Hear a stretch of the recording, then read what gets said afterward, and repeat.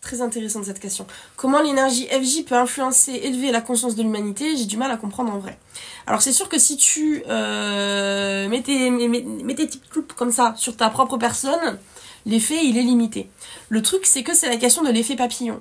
C'est toi, plus ta FJ, plus toutes les personnes que vous connaissez, plus d'autres FJ qui sont forcément dans votre famille d'âme, etc., etc., etc., qui fait une dynamique énergétique au fond.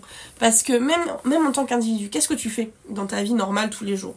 Tu rentres en communication, tu rentres en soins, avec en priorité ta famille, avec tes proches, avec les enfants que tu élèves si tu en as, avec tes amis avec qui il peut y avoir des fois, des écueils, avec des personnes aussi qui te connaissent depuis toujours et qui te voient évoluer au sein de ton parcours FJ, qui voit qu'on peut changer des choses dans sa vie, même quand il y a certains schémas qui sont ancrés profondément, et tu donnes de l'inspiration, tu donnes de l'énergie aussi aux gens qui gravitent autour de toi. Donc rien qu'à ta mesure, quand tu travailles ton énergie personnelle, tu pousses déjà toute ta famille d'âme, toutes les personnes qui gravitent autour de toi. Parce que d'une manière ou d'une autre, que ça soit de façon purement énergétique, c'est-à-dire sans même traverser la conscience, ou que ce soit complètement conscient, tu vas distribuer, tu vas vraiment saupoudrer comme ça ton univers, ton quotidien, de tout un tas de petits soins énergétiques que tu te rends même pas compte que tu es en train de faire, qui va faire en sorte que l'énergie globale autour de toi déjà s'élève un petit peu. Le parcours FJ pour ça, il est absolument merveilleux dans le sens où, par exemple, si tu règles un problème avec ta mère, avec ton père, souvent dans les parcours FJ, les parents sont pas les plus, c'est pas ouf, tu vois. Quand tu règles un truc avec ça, tu te dis t'as juste réglé un problème avec papa-maman, tu vois, ça peut être très très direct. Il n'empêche que le symbole derrière tout ça aussi, c'est tu travailles sur la lignée. Ta lignée, il n'y a pas que ton parent et toi. Il y a tout, par exemple, quand tu travailles sur une lignée maternelle, t'as toutes les femmes d'une lignée. Et cette lignée, c'est pas une autoroute, c'est une arborescence. Ça veut dire que quand tu travailles ta lignée, il y a forcément de l'énergie aussi qui se saupoudre comme ça sur le bout de la lignée. Ça peut être tes cousines, ça peut être des personnes que tu connais pas, peu importe, mais qui énergétiquement sont reliées à cette lignée-là, tu vois.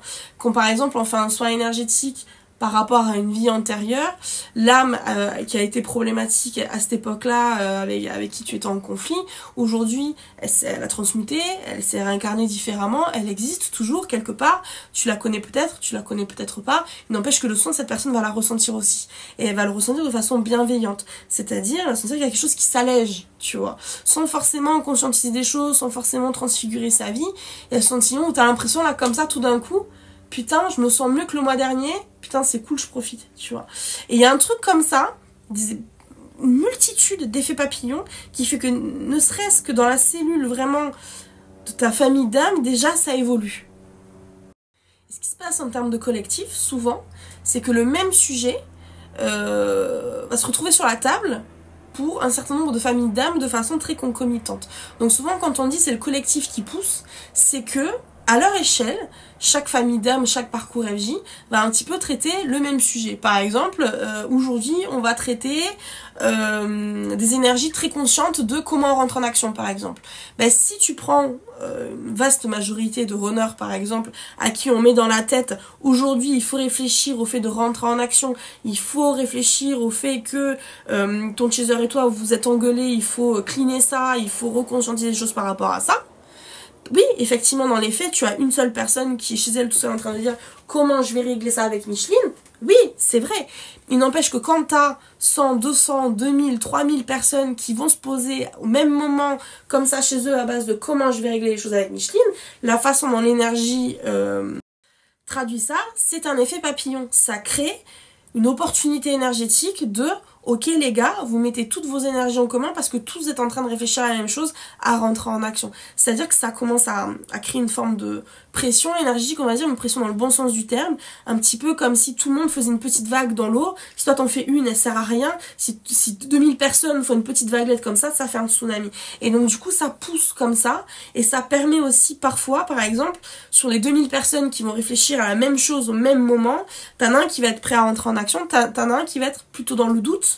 Ben, la personne qui est prête à rentrer en action va quelque part un peu tirer, va biaiser la personne qui est dans le doute en disant allez c'est le moment, tu vois, moi je suis prêt à y aller, j'y vais, là je suis juste en train de, il me manque ça, toi il te manque ça, mais c'est pas grave, si on y va ensemble on va y aller, enfin tu vois, c'est un truc un peu comme ça où on devient un petit peu la pom-pom girl de son collectif, à base de, il y a des personnes qui vont pousser le truc, il y a des personnes qui sont derrière, mais qui font tous partie d'un d'un mood qu'ils partagent tous. Vraiment, ambiance, quand on est tout seul chez toi, personne n'arrive à se motiver à aller à la salle. Là, il y en a un qui est vraiment prêt. Si tu lui dis, vas-y, on y va ensemble, il est chaud pour y aller.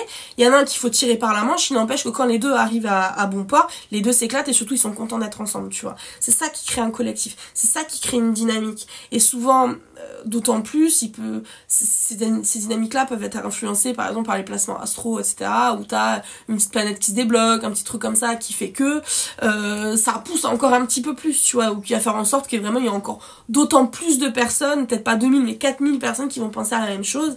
Et donc c'est vraiment cet effet papillon dégrossi qui fait que des choses avancent à notre sphère individuelle, parce que de toute façon il faut un individu qui se pose la question.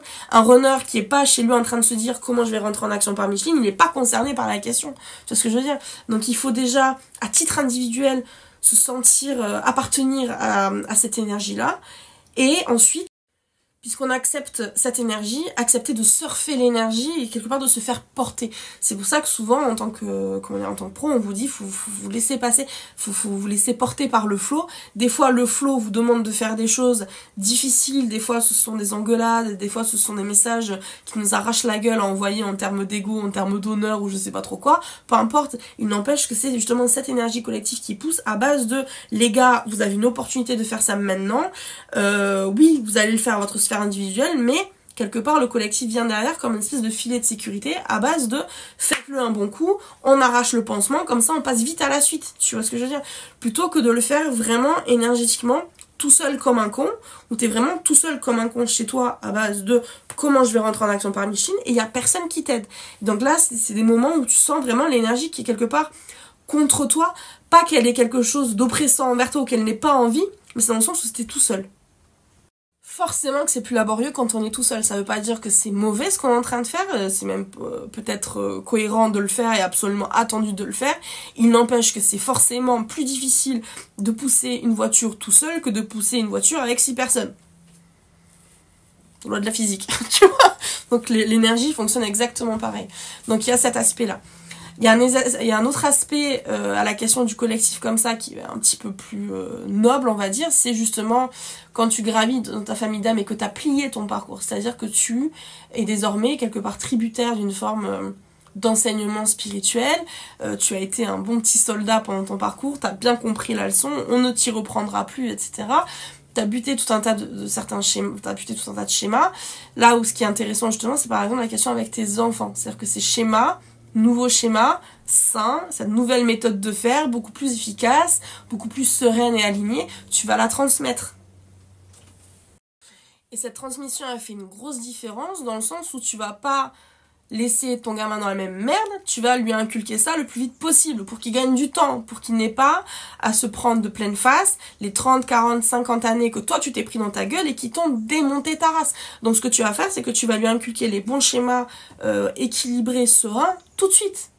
Donc tu lâches quelque part dans la nature, quand ton gosse il a 18 ans et que tu lui as vraiment inculqué les bons schémas et une autre vision beaucoup plus équilibrée de la vie que celle que tes propres parents t'ont inculquée, tu relâches dans la nature quelqu'un qui est déjà vachement plus sain, vachement plus serein, qui lui-même va rentrer en relation vachement plus saine, vachement plus sereine avec ses partenaires de vie, ainsi de suite, ainsi de suite, ainsi de suite. Et c'est pour ça que c'est vraiment de l'ordre de l'effet papillon que souvent je vous incite à rester très humble par rapport à l'énergie en disant nous ne sommes que des petits soldats. Il faut pas se prendre pour Jésus. C'est pas toi en tant qu'individu qui va porter tout seul un collectif à base de c'est moi le valeureux guerrier, j'ai tout compris, je le fais, nanana. Non, on est tous le petit soldat humble, la petite main d'une famille d'âmes, d'un collectif, et notre job c'est très humblement d'observer comment l'énergie fonctionne autour de nous, de savoir ce que nous avons à le faire, de le faire justement sans se poser ces questions d'ego, de oui mais ça me froisse, oui mais nanani nanana.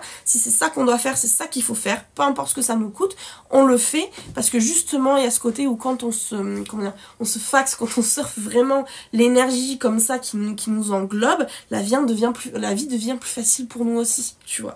Donc il y a vraiment cette place qu'on a très humble de petits pions dans un organisme vachement plus grand que nous, mais à laquelle on contribue aussi à notre étape. C'est vraiment quelque chose de très naturel, de très organique, tu vois, l'énergie.